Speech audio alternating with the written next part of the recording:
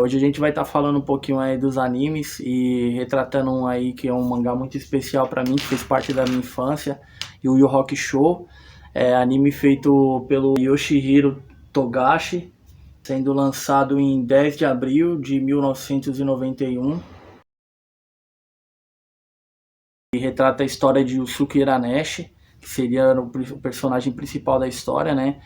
Yusuke, um garoto de 14 anos, muito problemático na questão de amizades, ele não tem. No anime você percebe que ele é muito solitário, muito na dele.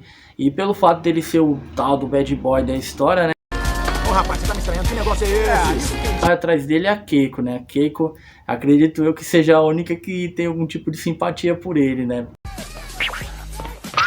Olha aqui, o seu delinquente. Vai ficar matando aula, é? Ô, Keiko, eu já tô de saco cheio dos seus sermões, tá? Mas vai ouvir quantas vezes eu quiser falar. E se continuar assim, você vai repetir este ano. O professor Takenaka tá chamando você na sala dele. No mínimo deve ter aprontado alguma coisa pra ter sido chamado lá. Eu acho bom você ir antes que eu me aborreça com você, ouviu? Você me entendeu? Literalmente mostra o lado sombrio dele, né?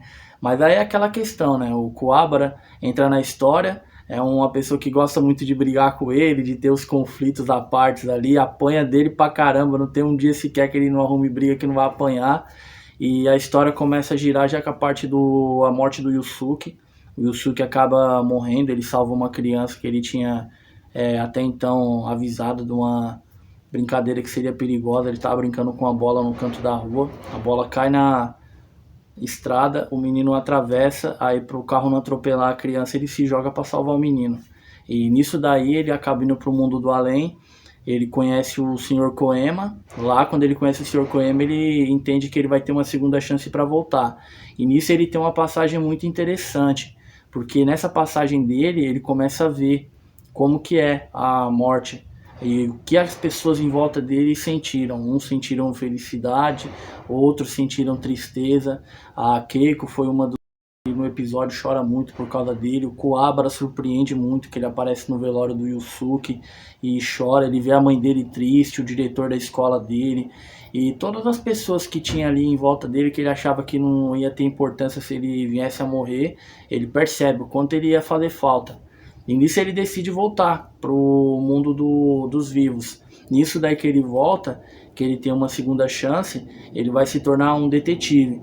Aí ele vai trabalhar pro Koema e tal, decidido a desvendar alguns fatos. Ele acaba fazendo uma amizade pouco depois que tem conflitos com esses dois, com o Kurama e com o Riei. E esses dois também é fora de série, não tenho o que dizer.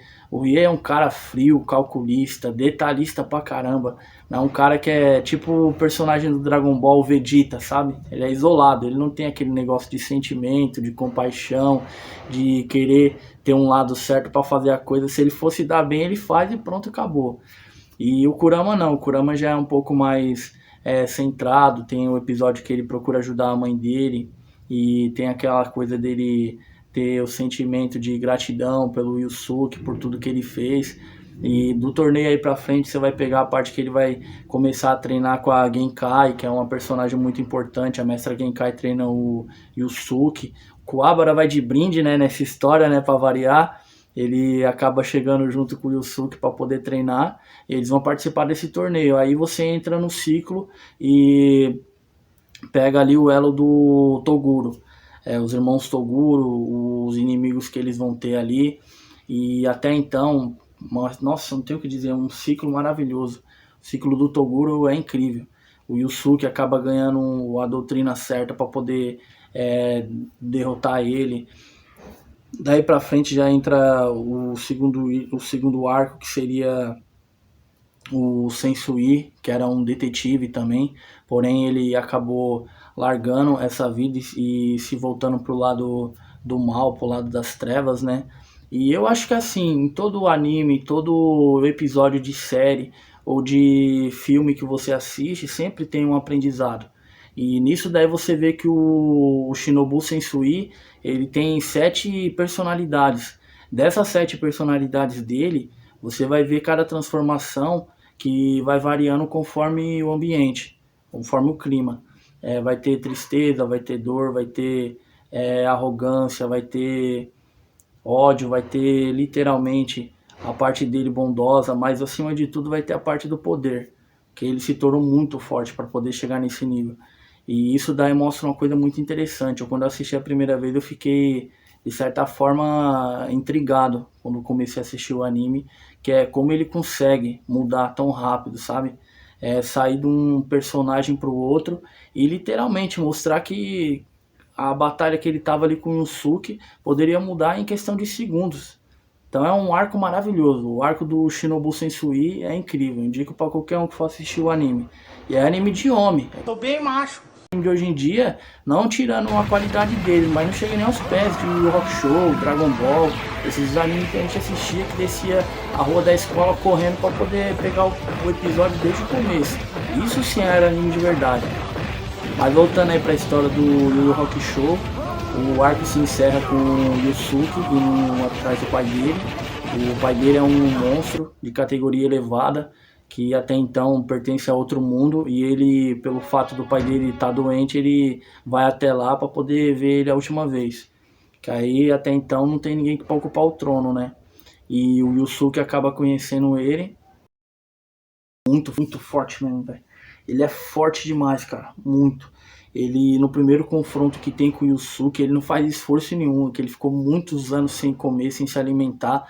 Ele sentado no trono dele, ele sequer se move para poder atacar o Yusuke. O Yusuke não chega nem aos pés dele. Mas assim, que nem eu falei, como ele estava preparando o Yusuke, ele acaba esperando o amadurecimento dele, né? E para concretizar toda essa história aqui, como eu falei para vocês, é um dos golpes que eu acredito que seja mais lendário aí. Conforme cada anime pega ali, né, um personagem que vai ser caracterizado. O Goku é o Kamehameha, o Vegeta é o Big Bang, do Yu Yu Hakusho, o Yusuke é o Leigan, o Kurama tem a Rosa que se transforma num chicote, o Riei tem as chamas negras mortais. Então assim, cada personagem vai ter a sua característica, né? E o Kuwabara também, né? O Kuwabara também, por mais que não tenha poder, fosse um ser humano como ele, também ganhou alguns talentos, né? Digamos assim. E Yu Yu Hakusho é um desenho que eu posso indicar pra vocês. É um anime que não tenho o que dizer, passa muita mensagem boa. Tem a parte triste, tem a parte alegre, tem a parte do sofrimento, tem a parte da superação. Como sempre, os japoneses fazem tudo de forma perfeita, alinhada ali, correta. E é uma coisa que eu admiro muito. Tanto é que quando eu comecei a ter mais preferência por carros japoneses, eu tive a oportunidade de conhecer uma pessoa que me falou um pouquinho da cultura deles e tal, como é que era lá. O Shin, uma pessoa muito incrível, participou do vídeo aí que eu fiz a respeito dos carros tonados aí, quando teve o evento do Gringo, eu fiz uma entrevista com ele.